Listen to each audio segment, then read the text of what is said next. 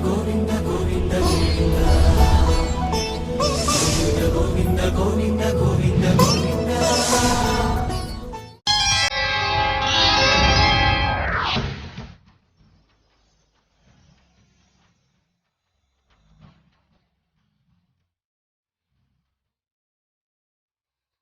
वक्रतुंड महाकाय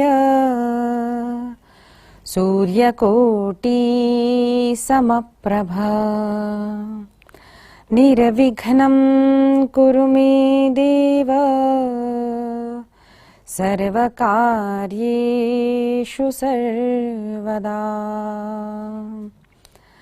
नमो देव्यै महादेव्यै शिवायै सततं नमः। नमः प्रकृत्यै भद्रायै नियता प्रणतास्मताम्। वसुदेवसुतं देवं कंसचाणूरमर्दनं देवकी परमानन्दं कृष्णं वन्दे व्रजप्रियम्। गुरुर्ब्रह्मा गुरुर्विष्णुः गुरुर्देवो महेश्वरः गुरुः साक्षात् परब्रह्म तस्मै श्री गुरवे नमः। मातृदेवो भव पितृदेवो भव आचार्यदेवो भव अतिथिदेवो भव परस्परदेवो भव। आज शरद नवरात्रि के निमित्त हम श्री जगत जननी पराम्बिका आदिशक्ति आदि माया महामाया का हम महात्म्य श्रवण करते हैं। हमारे आर्य सनातन वैदिक हिंदू संस्कृति में देवी का पूजन हर प्रांत में होता है। हमारी सनातन वैदिक जो संस्कृति है वो इतनी पुरानी है कि कोई भी बता नहीं सकता कि इसका आरंभ कब से हुआ, और इतनी विशिष्ट संस्कृति है कि आज की भाषा में अगर हम कहें द मोस्ट साइंटिफिक रिलीजन अगर कोई है तो वो आर्य सनातन वैदिक संस्कृति है। संपूर्ण धर्म, कर्म अकर्म, धर्म अधर्म, पाप पुण्य, आनंद की प्राप्ति, ये सब कुछ हमें वेदों में वर्णन हुआ है। वेदों का ही तात्पर्य हमें बताने के लिए उपनिषद, पुराण, इतिहास, महाभारत आदि की रचना की गई है। तो हमारा धर्म अगर हमें समझना है तो हम वेदों से जान सकते हैं। जो हमारा वेद है, जो हमारी संस्कृति है, संत वर्णन करते हैं कि वह 16 स्तंभों पर खड़ा है। हर चीज जो भी कुछ खड़ी होती है तो उसकी कोई नींव होती है। तो ये जिस पर खड़ा है वो 16 स्तंभ माने गए।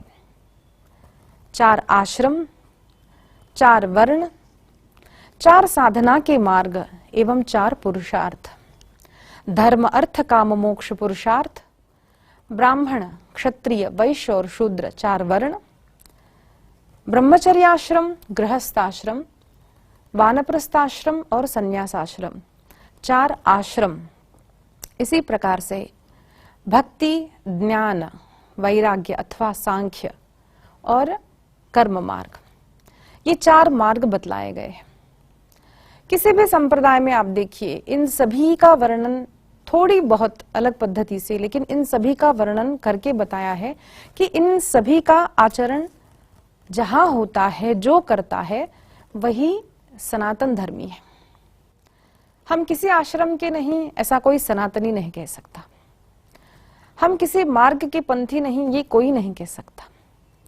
भले ही मूल रूप अथवा सगुण रूप का भी हम अगर पूजन नहीं करते हो, लेकिन हर जीव मात्र की आकांक्षा होती है अपने अस्तित्व को जानने की। तो ये ज्ञान मार्ग है। कुछ न कुछ करके आनंद प्राप्त करने का जो मार्ग होता है वो कर्म मार्ग है, एक सरल भाषा में अगर हम कहें। और भगवान का भक्ति अंतःकरण युक्त से पूजन, भक्ति भगवान को शरण होना, यह सब भक्ति के अंतर्गत आता है। तो ये 16 स्तंभों पर हमारी आर्य सनातन वैदिक हिंदू संस्कृति खड़ी है। संत वर्णन करते हैं। तो ये जो सारे आश्रम है, वर्ण है, ये सारे साधना के मार्ग है, ये सृष्टि में किसके लिए है? हर पुराण में एक कथा समान आती है, सृष्टि की उत्पत्ति की कथा। थोड़ी सी अलग अलग है। जैसे हम दिव्य भागवत के अंतर्गत देखते हैं तो सारी सृष्टि भगवती पराम्बिका से ही उत्पन्न हुई, ऐसा वर्णन आता है। अगर हम शिव पुराण देखते हैं तो वहां पर आता है कि भगवान महादेव, भगवान रुद्र के शरीर से ही सारी सृष्टि उत्पन्न हुई। हम भागवत देखते हैं तो ब्रह्मा जी को उपदेश हुआ, तप तप, ये जब उन्होंने श्रवण किया भगवान महाविष्णु की प्रेरणा से, तब उन्होंने 100 वर्ष तक तपश्चर्या की। उसके पश्चात भगवान की प्रेरणा से ब्रह्मा जी द्वारा सृष्टि की उत्पत्ति हुई। तो हर पुराण, अलग अलग पुराणों में ये कथा आती है कि सृष्टि उत्पन्न हुई। तो जब सृष्टि उत्पन्न हुई तो इसमें एक बात आती है कि एक जीव नहीं, विविध प्रकार की जीवों की उत्पत्ति हुई। स्थल चर है, नभचर है, जलचर है, एक पैरों वाले, 2 पैरों वाले, 1000 पैरों वाले, अलग अलग प्रकार के प्राणी, इनका वर्णन आता है। वृक्षवल्लियों का वर्णन आता है। लेकिन एक वर्णन आता है कि सभी की रचना करने के बाद, सृष्टि की उत्पत्ति करने के बाद ही ब्रह्मा जी को आनंद नहीं हुआ। जैसे भागवत के आधार पर तब ब्रह्मा जी के दोनों भागों से मनु और शतरूपा प्रकट हुए। इसी प्रकार से मनुष्य जन्म का आरंभ हुआ, मनुष्य शरीर उत्पन्न हुआ।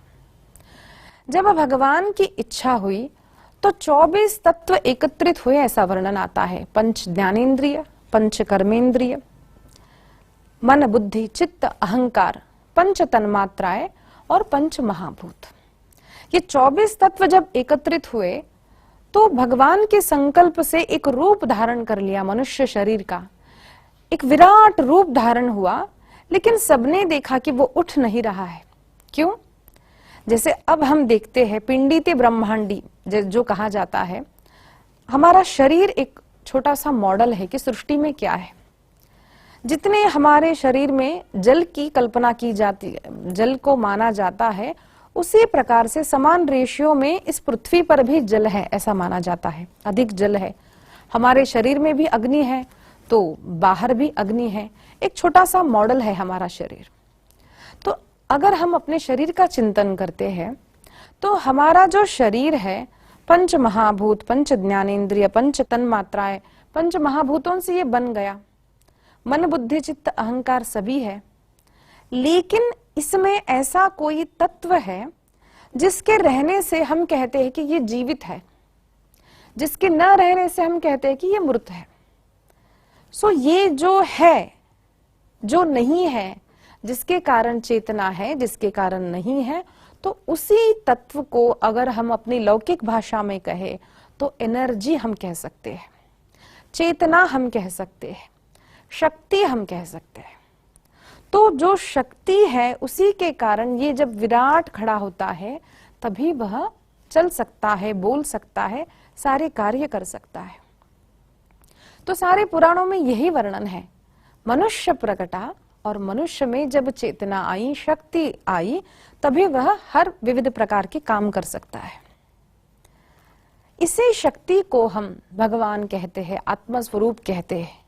जो भगवान के किसी रूप को नहीं मानता वो कहता है कि कोई शक्ति है। जिस प्रकार से मैं जब 12वीं कक्षा में पढ़ रही थी तो मुझे याद है मैंने अपने जूलॉजी सर से पूछा था, श्रीनिवास सर से पूछा था कि सर आपको क्या लगता है कि इस सृष्टि को कौन चलाता है। तो जो बेसिकली साइंस पढ़ाते हैं तो उन्होंने कहा देखो मैं तो रूपों में नहीं मानता, लेकिन मैं ये पक्का जानता हूं कि कोई ना कोई शक्ति है।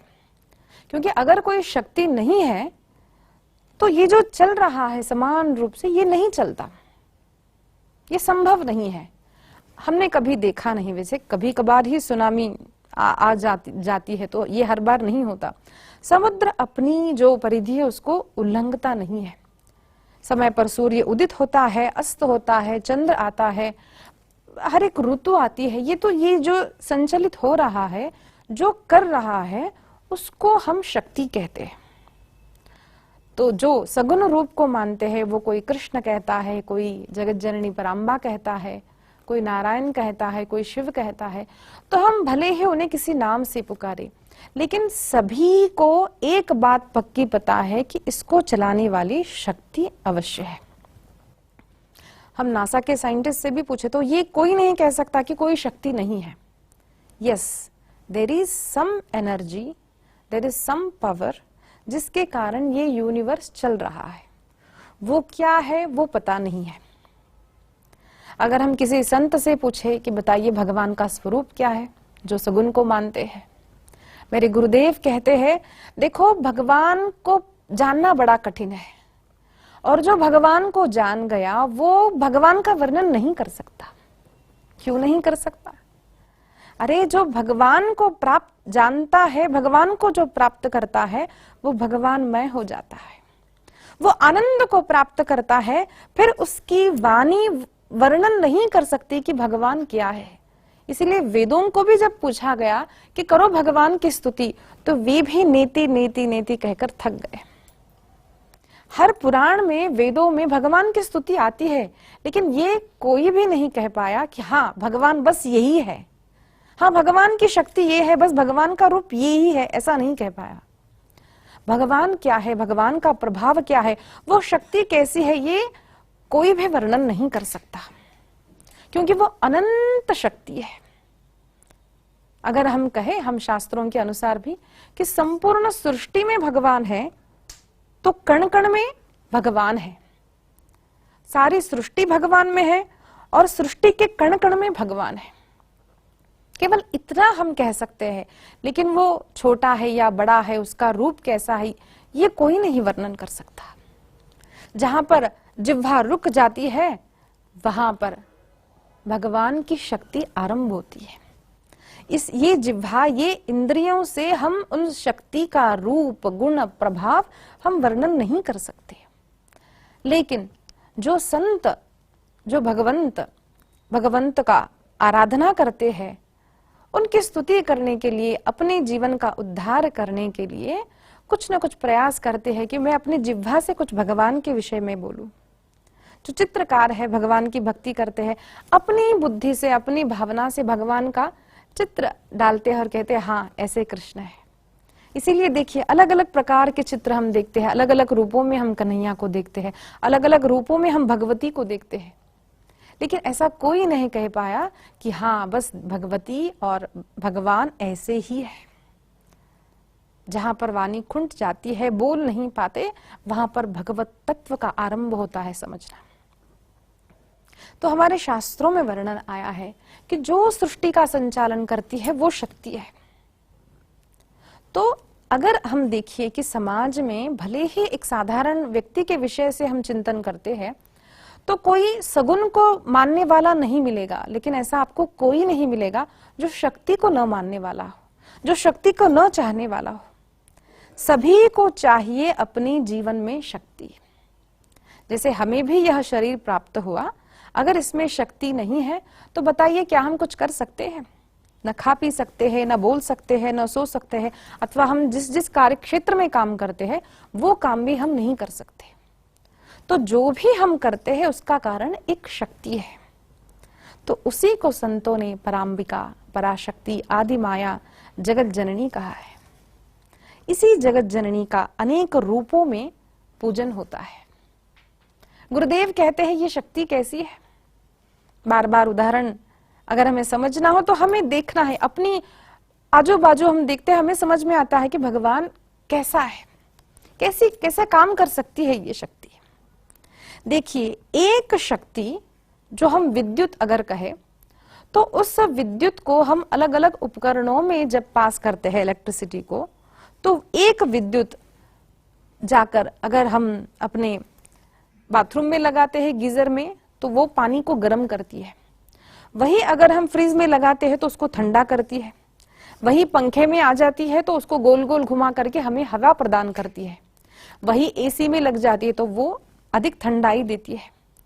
तो एक ही विद्युत शक्ति है, लेकिन अलग अलग उपकरणों में अलग अलग प्रकार से काम करती है।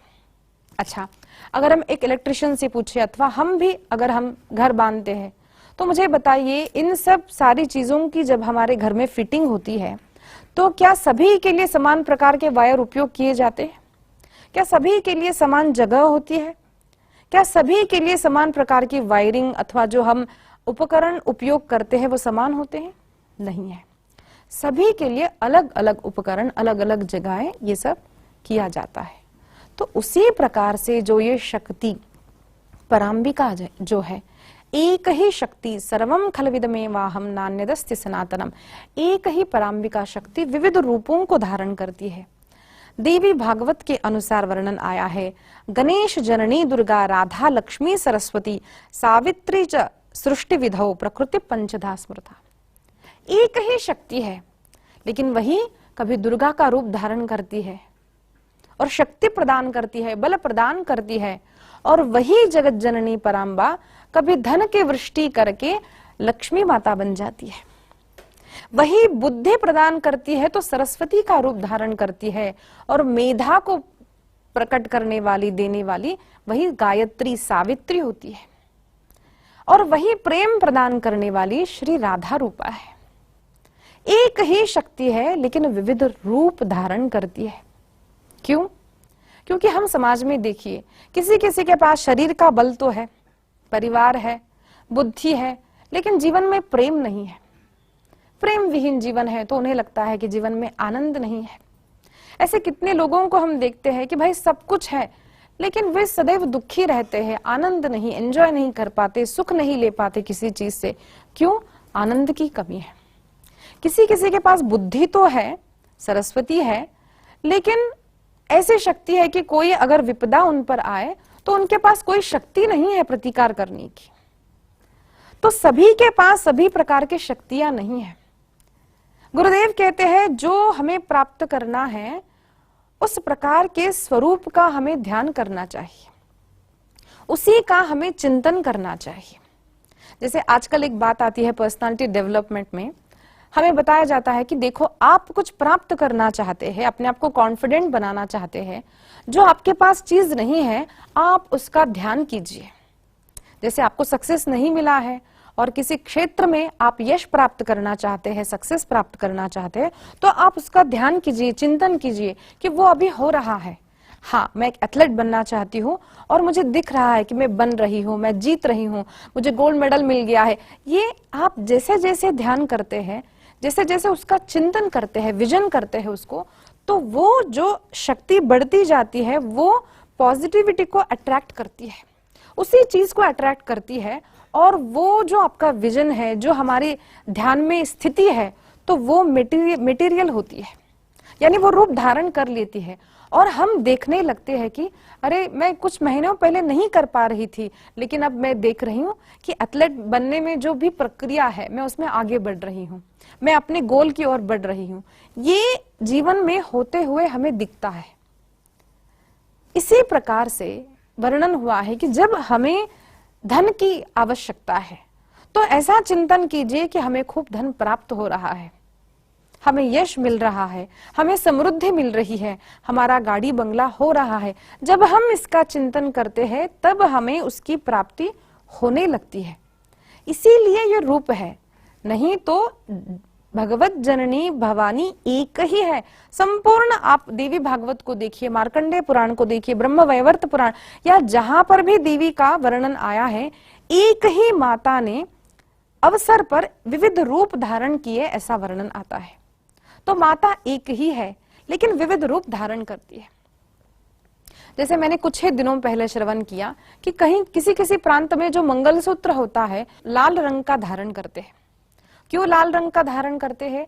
लाल मंगल का कारण है।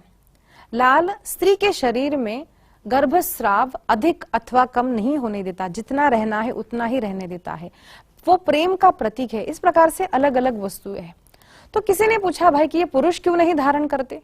ये पुरुष में अगर धारण करने से उनमें अलग प्रकार की चेतना आती है जो आवश्यक नहीं है। पति और पत्नी दोनों में सौख्य रहे, इसलिए स्त्री शरीर को लाल रंग पहनना अच्छा है, लेकिन पुरुष को नहीं। पुरुष कब पहने? जब वह युद्ध पर जा रहा है, किसी लड़ाई पर जा रहा है, तब उन्हें लाल तिलक किया जाता है, लाल रंग के पुष्प से माता का पूजन किया। इस प्रकार से कलर थेरेपी होती है, किसको किस अवस्था में कहां पर कौन सा रंग उपयोग करना है। तो जब हमें युद्ध पर जाना है, जब हमें कहीं पर शक्ति की आवश्यकता है, तब हमें दुर्गा का स्मरण करना चाहिए। तो इसी प्रकार से हमारे देवी भागवत के अनुसार वर्णन आता है कि एक ही जगत जननी विविध रूपों को धारण करती है। अब ये कितने रूप है? जैसे अब नवरात्रि, तो सभी को शंका होती है कि नवरात्रि में हम किसका पूजन करें। तो एक बात देखिए, हमारे सनातन धर्म में पंचायतन पूजा का महत्व है। पहले तो गणेश जी का पूजन करना ही करना होता है, फिर शिव जी है, भगवान नारायण का स्वरूप है, वो राम कहे, कृष्ण कहे, नारायण या जो भी हम घर में पूजा करते हैं जिस रूप की, वो नारायण का एक स्वरूप, शिवलिंग का पूजन होना चाहिए, और एक भगवती का, और जो साक्षात सूर्य नारायण है उनका पूजन होता है। तो आप देखिए, सभी के साथ शक्तियां है। गणेश जी के साथ रिद्धि सिद्धि है, शिव जी का पूजन करते हैं तो उमा शंकर की पूजा की जाती है, नारायण की अकेले में पूजा नहीं की जाती, लक्ष्मी नारायण की पूजा होती है। तो सभी के साथ में, जैसे सूर्य है, तेज के साथ सूर्य, प्रभा के साथ सूर्य, यानी शक्ति के साथ ही किसी भी भगवान के स्वरूप का पूजन होता है। तो यहाँ पर भगवती का पूजन आवश्यक है। किस रूप में करना है, तो वो अब हमें देखना है कि हमें किस रूप की आवश्यकता है, किस तेज की, किस प्रकार के शक्ति की हमारे जीवन में आवश्यकता है। इस प्रकार से हम उस रूप को पूजन करते हैं। तो जो नवरात्रि हमारे भारत देश में मनाई जाती है, अब हम अगर अलग अलग प्रांतों में देखते हैं, जिस प्रकार से अगर हम दक्षिण की ओर जाते हैं तो दक्षिण में किस प्रकार से पूजा होती है। प्रथमम शैलपुत्री च, द्वितीयम ब्रह्मचारिणी, तृतीयम चंद्रघंटेति, कूष्मांडेति चतुर्थकम, पंचमम स्कंदमातेति, षष्ठम कात्यायनीति च, सप्तमम कालरात्रीति, महागौरीति चाष्टमम, नवमम सिद्धिदात्री च, नवदुर्गा प्रकीर्तिताः। तो इस प्रकार से कहीं कहीं पर पूजन होता है, तो कहीं पर अन्नपूर्णा का पूजन होता है, कहीं पर स्वर्ण कवचा अंबिका का पूजन होता है, कहीं पर महिषासुर मर्दिनी का रूप धारण किया जाता है, कहीं शाकंभरी का पूजन है, महिषासुर मर्दिनी, इस प्रकार से नव रूपों का पूजन किया जाता है। और कहीं कहीं प्रांतों में जो 9 दिन है, वहां पर 3 दिन महालक्ष्मी का पूजन, 3 दिन महासरस्वती और 3 दिन महाकाली का पूजन। तो जिस जिस मंदिर में जिस जिस आगम के अनुसार पूजन किया जाता है, हमारे शास्त्रों में अलग अलग आगम के अनुसार हर मंदिर की पूजा है। जैसे वैखानस आगम है, शैवागम है, देवी आगम है, पांचरात्र आगम है। तो जिस जिस मंदिर में जिस आगम को आगम के अनुसार पूजन होता है, तो उसके अनुसार वहां पर पूजन होता है।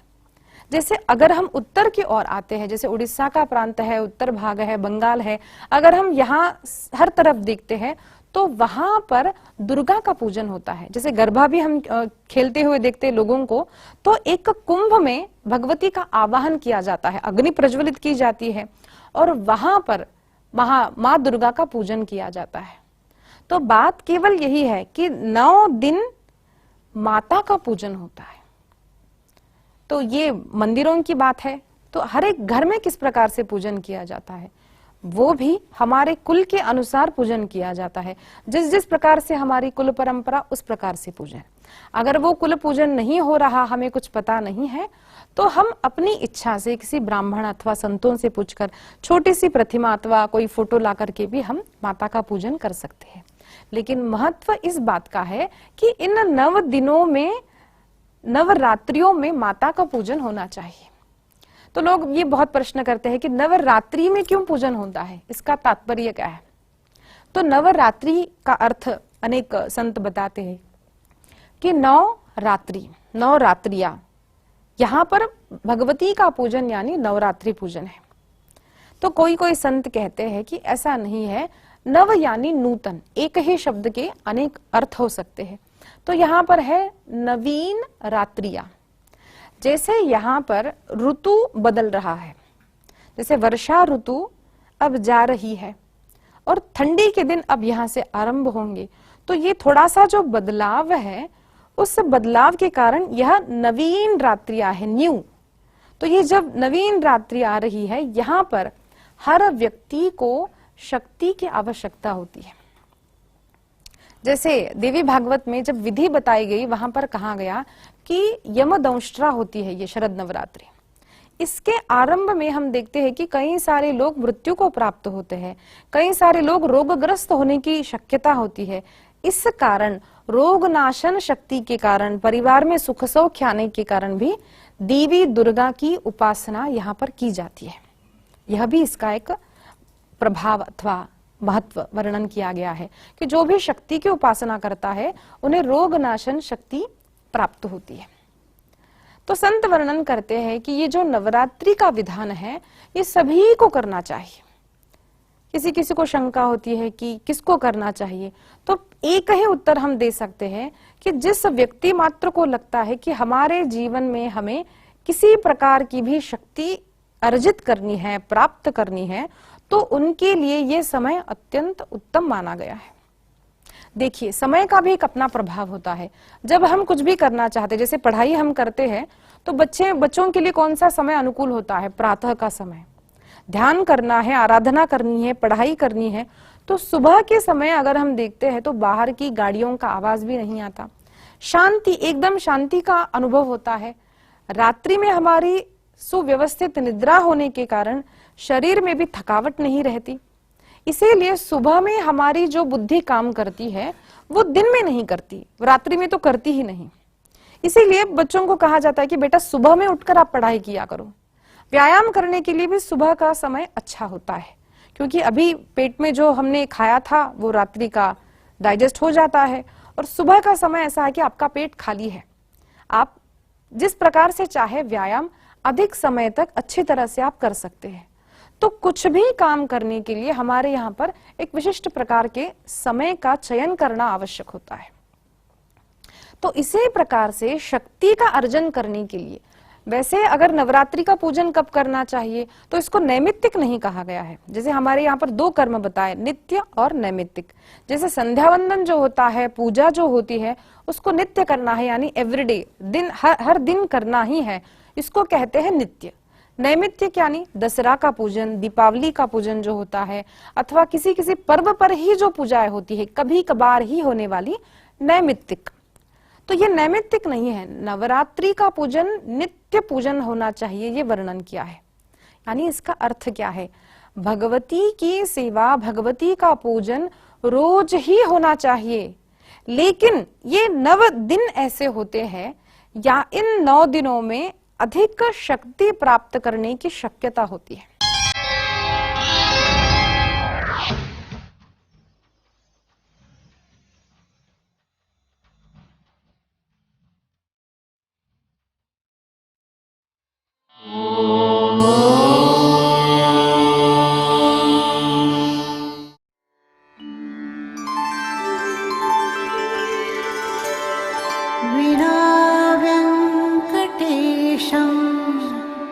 ननाथो ननाथः सदा वेङ्कटेशं स्मरामि स्मरामि।